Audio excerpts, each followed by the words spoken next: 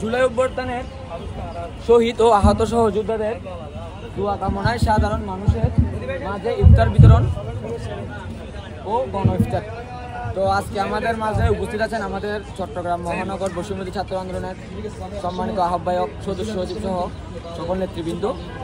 সাথে উপস্থিত আছেন আমাদের উত্তর ও দক্ষিণ জেলার সকল নেতৃবৃন্দ। তো আমরা আজকে সকলে মিলে যে আমাদের আজকে গণ ইফতার সেটা বাস্তবায়ন করব। তো সাথে আছে আমাদের মাহি। তো মাহি, তুমি কিছু বলো। ও সাথে আছে আমাদের আলেক, তুমিও কিছু বলো। আমাকে ভুলে গেছেন, সবাইকে দাওয়াত, আপনারা সকলে তাড়াতাড়ি চলে আসেন। আমাদের জুলাই বিপ্লবের এই অভ্যুত্থানের পরবর্তীতে যে অধিক শহীদ হয়েছে এবং অধিক আহত সবাইকে দেখাচ্ছে, তাদের স্মরণে এবং সহযোদ্ধাদেরকে নিয়ে আজকে বৈষম্যবিরোধী ছাত্র আন্দোলনের গণ ইফতার কর্মসূচি আমরা বাস্তবায়ন করতেছি। আলহামদুলিল্লাহ এখানে 1300-এরও অধিক মানুষের আমরা খাবারের ব্যবস্থা করতে পেরেছি। তো এখন আসর নামাজের পরপরে হচ্ছে আমরা আমাদের কর্মসূচি বাস্তবায়ন করব।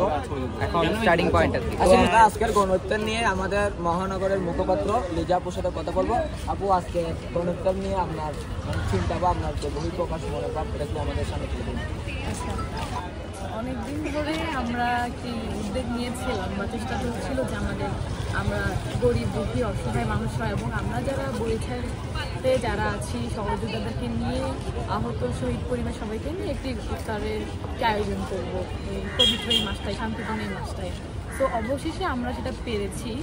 আমরা সবাই সম্মিলিত হয়ে সবার সহযোগিতায় আমাদের এই প্রোগ্রামটা আমাদের হয়েছে। এখন কিন্তু সাকসেস হয়নি, যদি ইনশাল্লাহ সাকসেস হবে কিছুক্ষণ পর।